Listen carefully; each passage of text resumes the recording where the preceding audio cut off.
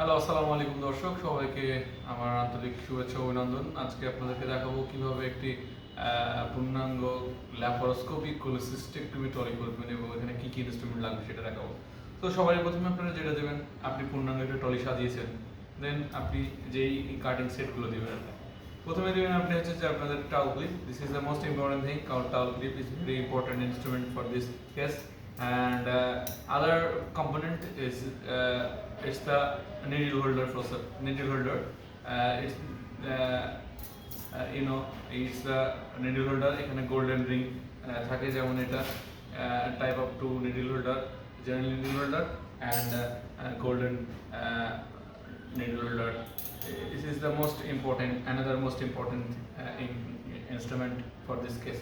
Then look at this.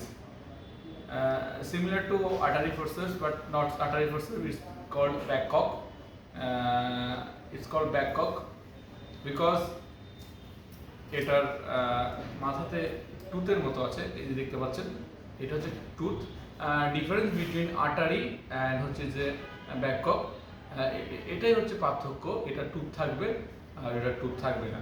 So এটাও আরেকটি important instrument. So চলে গেল ব্যাককক। দেন আমরা হচ্ছে যে similar artery forcep, medium size artery forcep. আপনারা দেখুন, এটাতে কোনো টুথ বা আদার্স কোনো কম্পোনেন্ট নেই। এই যে এটা হচ্ছে যে প্লেন, আর ওটাতে টুথ ছিল, ওটার নাম ব্যাককক। এটা হচ্ছে যে আর্টারি ফোর্সেপ। এবং আপনার যেটা আরেকটি লাগবে সেটা হচ্ছে অবশ্যই একটা টুথ ফোর্সেপ লাগবে।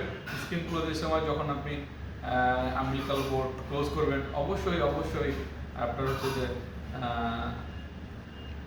আমাদের টুথ লাগবে, টুথ ফোর্সেপ। ঠিক আছে। আর যেটা হচ্ছে যে আমাদের সিজার লাগবে, মাস্ট বি সিজার লাগবে। আর আমাদের হচ্ছে যে মস্কুইটো আর্টারি, যেটা ছোট, অনেক সময় হয়তো বা লাগতে পারে, তবে অনেক সময় তেমন কোনো গুরুত্বপূর্ণ ভূমিকা পালন করে না, এই আর কি। তো অন্যদিন আমরা হচ্ছে ল্যাপারোস্কোপি মেশিন সম্পর্কে আপনার দেখাবো।